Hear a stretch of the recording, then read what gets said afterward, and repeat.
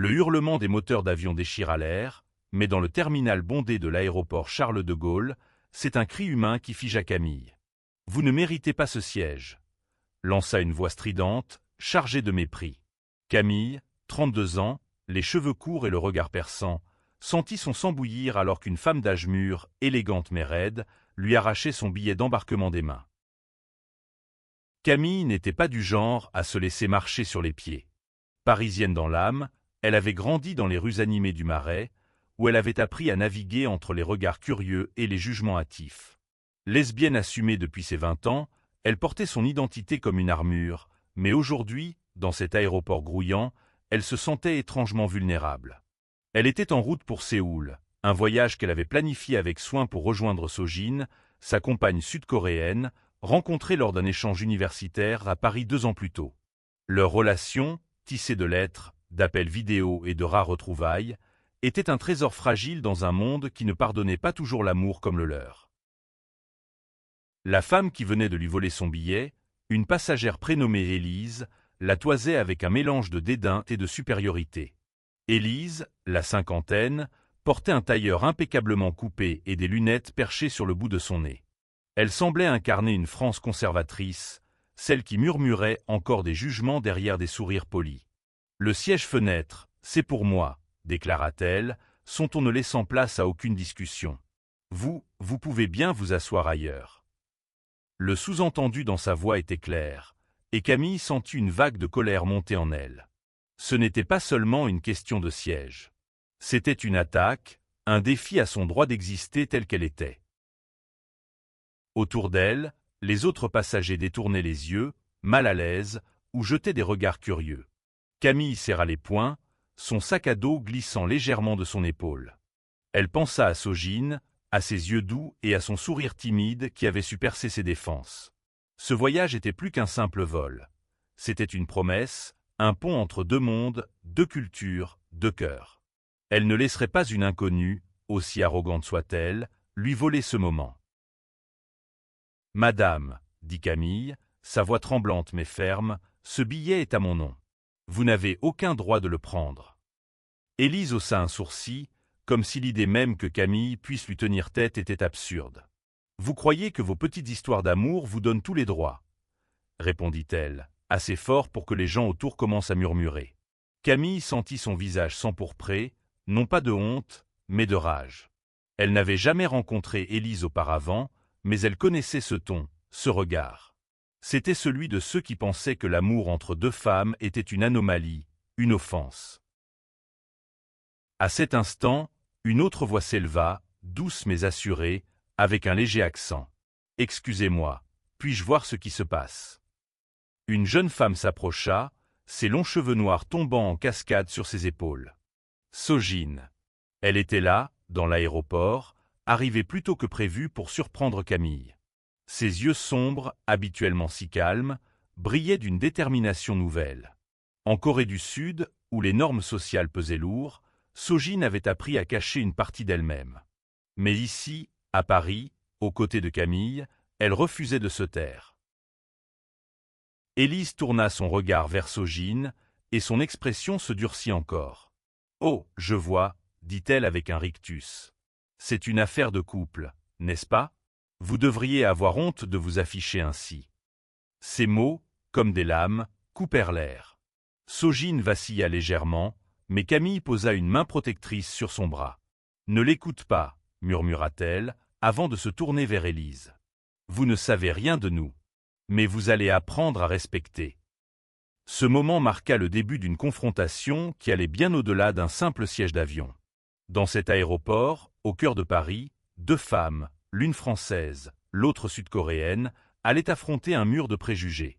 Ce n'était pas seulement leur amour qui était en jeu, mais leur droit à être vu, entendu, respecté. Camille prit une profonde inspiration, son regard fixé sur Élise. Elle ne savait pas encore comment, mais elle était déterminée à faire de ce voyage un tournant, non seulement pour elle et Sojin, mais aussi pour cette femme qui incarnait tout ce qu'elle combattait. Le personnel de l'aéroport commença à s'approcher, alerté par l'altercation. Les murmures des autres passagers formaient un bourdonnement constant, comme une tempête qui s'annonçait. Camille et Sojin échangèrent un regard, un pacte silencieux. Elle n'allait pas reculer. Pas aujourd'hui. Pas face à elle. L'embarquement pour le vol vers Séoul était imminent, mais le terminal semblait figé dans une bulle de tension.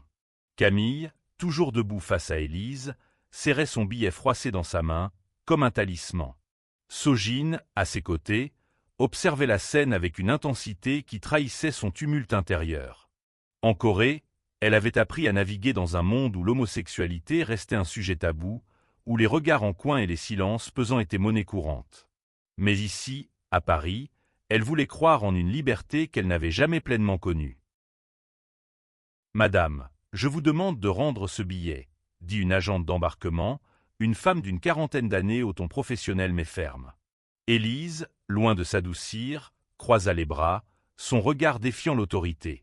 « Je ne vois pas pourquoi je devrais céder ma place à elle, » répondit-elle, le mot « elle » chargé d'un mépris qui fit frémir Sojin. Camille sentit la main de sa compagne trembler légèrement dans la sienne, et cela ne fit qu'attiser sa détermination. « Ce n'est pas votre place, » rétorqua Camille, sa voix montant d'un cran. « Et ce n'est pas à vous de décider qui mérite quoi. » Elle fit un pas en avant, son regard planté dans celui d'Élise. « Vous ne me connaissez pas, mais je vais vous donner une raison de vous souvenir de moi. » Les mots de Camille résonnèrent dans le terminal, attirant l'attention de quelques passagers qui s'étaient arrêtés pour regarder.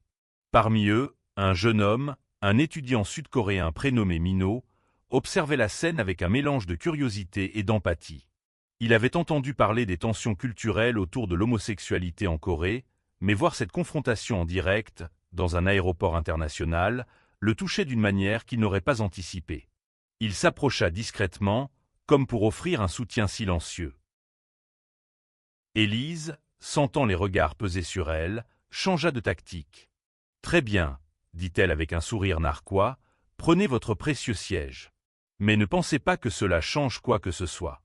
Les gens comme vous, » elle laissa sa phrase en suspens, mais le message était clair. Elle rendit le billet à l'agente, qui le tendit à Camille avec un regard d'excuse. Mais Camille n'était pas satisfaite. Ce n'était pas seulement une question de siège, ni même de victoire momentanée. C'était une question de dignité. « Vous savez, » dit-elle à Élise, sa voix plus calme mais chargée d'émotion, « j'ai passé des années à me battre pour être acceptée. Pas seulement par les autres, mais par moi-même. Et je ne vais pas laisser quelqu'un comme vous me faire douter une seconde de qui je suis. » Sojin, qui avait jusque-là gardé le silence, prit la parole. « En Corée, j'ai appris à me cacher, » dit-elle, sa voix tremblante mais claire. « Mais avec Camille, j'ai appris à être fière. Vous ne pouvez pas nous enlever ça. » Ces mots, simples mais puissants, semblèrent flotter dans l'air, touchant les cœurs de ceux qui écoutaient. Minho, toujours en retrait, sentit une boule se former dans sa gorge. Il repensait à sa propre sœur, qui vivait dans le secret à Séoul, incapable de révéler son amour pour une autre femme. L'agente, visiblement émue, s'adressa à Élise. « Madame, je vous demande de respecter les autres passagers. Si vous continuez, nous devrons prendre des mesures. » Élise, pour la première fois, sembla hésiter. Elle marmonna quelque chose d'incompréhensible et s'éloigna, son assurance fissurée. Camille et Sojin s'assirent enfin côte à côte dans l'avion, près de la fenêtre. Le siège, symbole de leur lutte, offrait une vue sur les nuages parisiens qui s'effilochaient dans le ciel. Mais pour Camille, le véritable paysage était à côté d'elle, Sojin, dont les doigts s'entrelacèrent doucement avec les siens. « On a gagné », murmura Sojin avec un sourire timide. Camille secoua la tête. « Ce n'est que le début. » Dans la cabine, Élise, assise quelques rangées plus loin, jetait des regards furtifs vers elle. Une partie d'elle voulait ignorer ce qu'elle venait de voir, mais une autre, plus profonde, commençait à se questionner. Pourquoi cette colère? Pourquoi cette peur? Elle n'avait pas de réponse, mais pour la première fois, elle se surprit à écouter.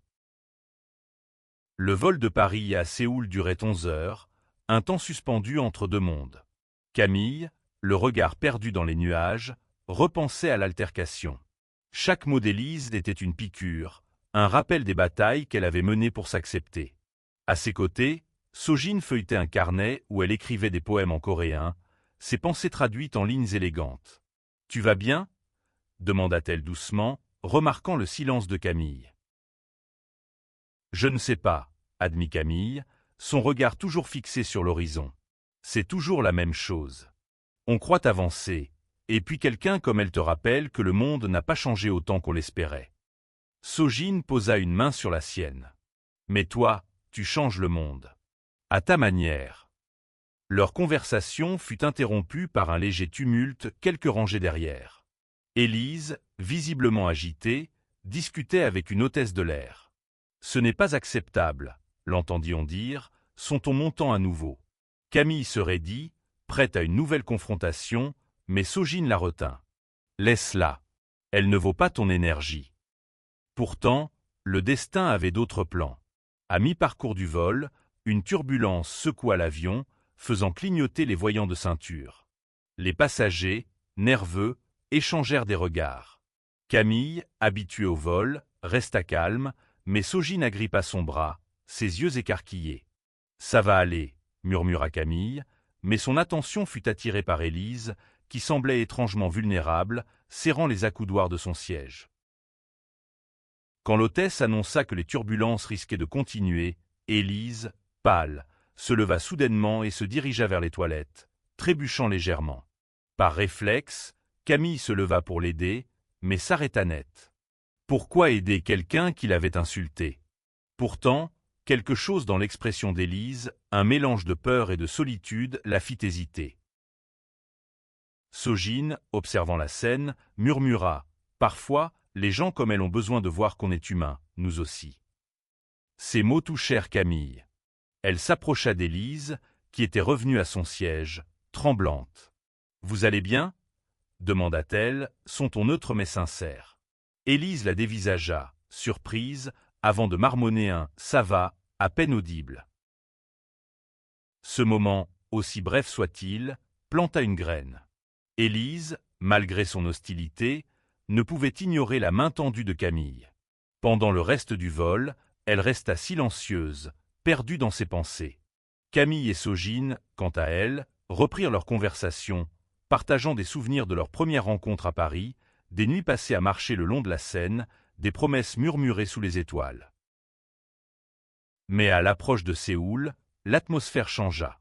Sojin devint plus nerveuse, ses doigts jouant avec l'ourlet de sa robe. « Ma famille, ils ne savent pas tout, » avoua-t-elle. « Ils savent que tu es importante pour moi, mais pas à quel point. » Camille sentit son cœur se serrer. Elle connaissait les défis de l'acceptation en Corée, où les traditions pesaient lourd. « On fera face ensemble », promit-elle. L'avion atterrit enfin, et les passagers se levèrent, impatients de quitter la cabine. Élise passa devant Camille et Sojin sans un mot, mais son regard s'attarda un instant. Était-ce de la curiosité? De la honte? Camille n'en était pas sûre, mais elle savait une chose. Ce voyage ne faisait que commencer. Séoul s'ouvrit devant elle comme une mosaïque de lumière et de son. L'aéroport d'Incheon, vaste et moderne, contrastait avec l'intimité du Marais où Camille et Sojin s'étaient aimés. À la sortie du terminal, Sojin s'arrêta, son regard scrutant la foule. « Ils sont là », murmura-t-elle, pointant vers un couple d'âge mûr tenant une pancarte avec son nom. « Ses parents. » Camille sentit une boule se former dans sa gorge. Elle avait préparé ce moment, répété des phrases en coréen, mais face à la réalité, elle se sentait désarmée. Sojin lui serra la main. « Sois toi-même », dit-elle avec un sourire fragile. « C'est toi qu'ils doivent apprendre à aimer. » La rencontre fut polie mais tendue. Le père de Sojin, M. Kim, un homme aux cheveux grisonnants et au visage sévère, lui adressa un signe de tête. Sa mère, plus chaleureuse, embrassa Sojin mais lança un regard curieux à Camille. « Une amie de Paris » demanda-t-elle en coréen. Sojin hésita, puis répondit « Plus qu'une amie ». Le silence qui suivit fut assourdissant. Camille, comprenant assez de coréen pour saisir l'échange, sentit son cœur battre à tout rompre. Elle s'inclina légèrement, un geste de respect, et dit dans un coréen hésitant « Je suis honoré de vous rencontrer ». Monsieur qui hocha la tête, mais son expression restait indéchiffrable. Madame Kim, en revanche, sembla touchée par l'effort. Alors qu'il quittait l'aéroport, Camille remarqua Élise à quelques mètres, récupérant ses bagages. Leurs regards se croisèrent brièvement, et pour la première fois, Élise ne détourna pas les yeux. Camille se demanda ce qui se passait dans l'esprit de cette femme.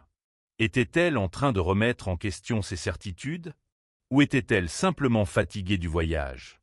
Les jours suivants, à Séoul, furent un tourbillon d'émotions. Sojin emmena Camille dans les rues animées de Honda, où des musiciens jouaient sous des néons colorés, et dans les temples paisibles de Gyeongbokgung, où le passé semblait murmurer à chaque pas. Mais derrière les moments de joie, une tension persistait. Les parents de Sojin, bien qu'hospitaliers, évitaient les questions sur la nature de leur relation. Camille sentait le poids de leur silence, comme une barrière invisible. Un soir, lors d'un dîner traditionnel chez les Kim, la vérité éclata. Sojin, encouragé par un regard de Camille, prit la parole. « Papa, maman, je dois vous dire quelque chose. Camille et moi nous nous aimons. » Les baguettes de Monsieur Kim s'immobilisèrent.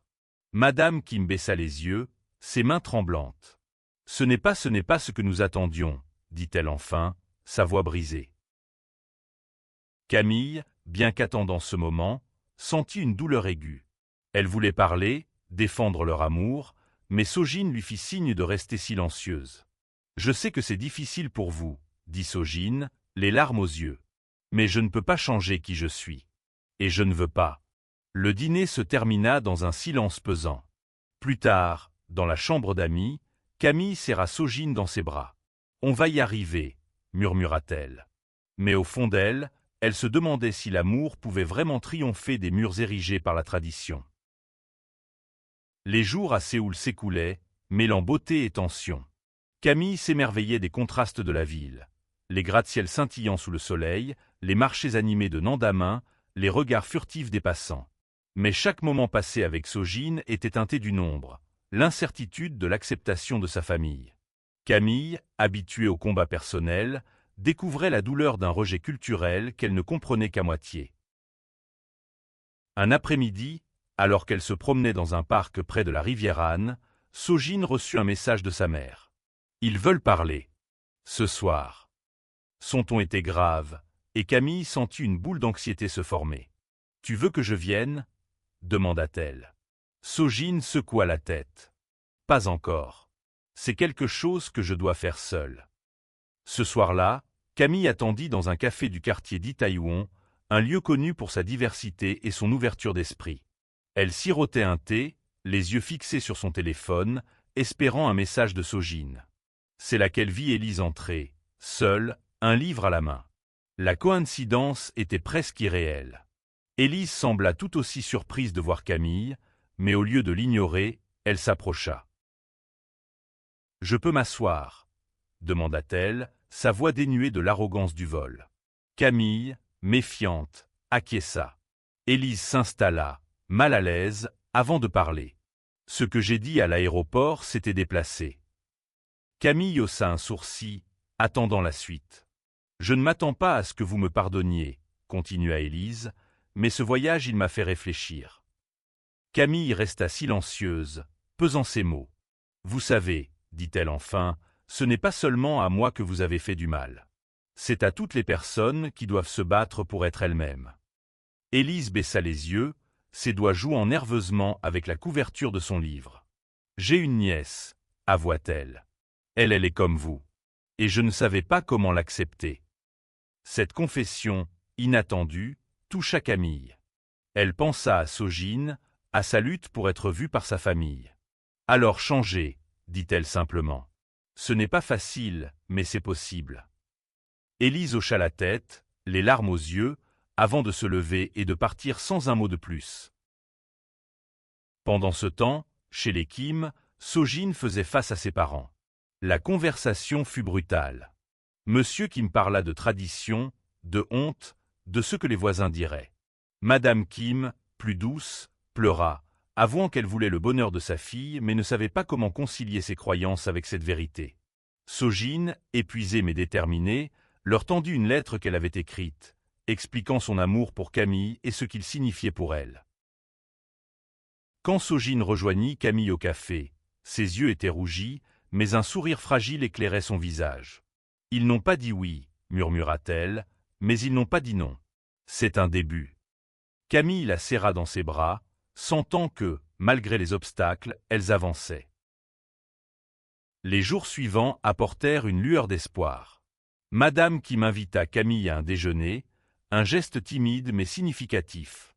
Autour d'une table chargée de plats traditionnels, kimchi, bulgogi, japchae, la conversation fut prudente mais sincère. Madame Kim posa des questions sur la vie de Camille à Paris, sur ses rêves, sur ce qui l'avait attiré vers Sojin. Camille répondit avec honnêteté, partageant des anecdotes sur leurs promenades nocturnes et leur amour commun pour la poésie. Monsieur Kim, toujours distant, observait en silence. Mais à la fin du repas, il murmura à Sojin « Donne-nous du temps ». Ce n'était pas une acceptation pleine et entière, mais c'était un pas, une fissure dans le mur de la tradition. Pendant ce temps, Élise, de retour à son hôtel, écrivait une lettre à sa nièce. Les mots de Camille résonnaient encore dans son esprit. Elle repensait à l'aéroport, à sa colère, à sa peur. Elle n'était pas prête à tout changer, mais elle voulait essayer. La lettre, pleine de maladresse mais de sincérité, était un premier pas vers la réconciliation. Camille et Sojin, quant à elles, profitaient des derniers jours à Séoul. Elles visitèrent Jeju, une île où la mer et le ciel semblaient se fondre. Là, loin des jugements, elles se sentirent libres. Elles marchèrent main dans la main, riant comme des adolescentes, partageant des rêves d'un avenir où elles pourraient vivre sans peur. Mais une nouvelle épreuve les attendait. Une cousine de Sojin, informée par des ragots, confronta la jeune femme lors d'une réunion familiale. « Comment peux-tu faire ça à tes parents ?» lança-t-elle, sa voix pleine de reproches. Sojin, blessé mais ferme, répondit « Je ne fais rien contre eux. Je vis pour moi. » Camille, à ses côtés, sentit une fierté immense. Sojin, autrefois si réservée, devenait une force. Cette confrontation, bien que douloureuse, renforça leur lien. Elles décidèrent de prolonger leur séjour, déterminées à montrer que leur amour n'était pas une phase, mais une vérité. Chaque jour, elles construisaient un pont entre leurs deux mondes, entre la France et la Corée, entre la liberté et la tradition. Le dernier jour à Séoul arriva trop vite. Camille et Sojin se tenaient sur un pont au-dessus de la rivière Han, regardant les lumières de la ville danser sur l'eau. « On rentrera ensemble à Paris », dit Sojin, sa voix pleine de promesses. Camille sourit, sachant que le chemin serait encore long, mais qu'elles le parcouraient ensemble. Avant leur départ, Madame Kim les invita à prendre le thé. À la surprise de Sojin, son père était là, tenant une petite boîte. « C'est un cadeau », dit-il, mal à l'aise. À l'intérieur, un bracelet traditionnel coréen, un symbole d'amour et de protection. « Ce n'est pas facile pour nous, » ajouta-t-il, « mais tu es notre fille. » Les larmes coulèrent sur les joues de Sojin, et Camille, émue, sentit une chaleur envahir son cœur. À l'aéroport d'Incheon, alors qu'elles attendaient leur vol de retour, Camille aperçut Élise une dernière fois. La femme, plus calme, s'approcha. « J'ai écrit à ma nièce, » dit-elle simplement. « Grâce à vous. » Camille hocha la tête, sans mots. Parfois, un regard suffisait. Dans l'avion, assises côte à côte près de la fenêtre, Camille et Sojin regardaient Séoul s'éloigner. Leur amour, forgé dans la lutte et la résilience, était plus fort que jamais. Élise, de son côté, contemplait son propre reflet dans le hublot, repensant à la leçon qu'elle avait apprise. L'amour, sous toutes ses formes, méritait le respect. Leur histoire ne changea pas le monde, mais elle changea des cœurs. Celui d'Élise, celui des parents de Sojin, et peut-être, un jour, celui de bien d'autres. Camille serra la main de Sojin, un sourire aux lèvres. « Prête pour la prochaine aventure ?» demanda-t-elle. Sojin rit, ses yeux brillants. « Toujours. »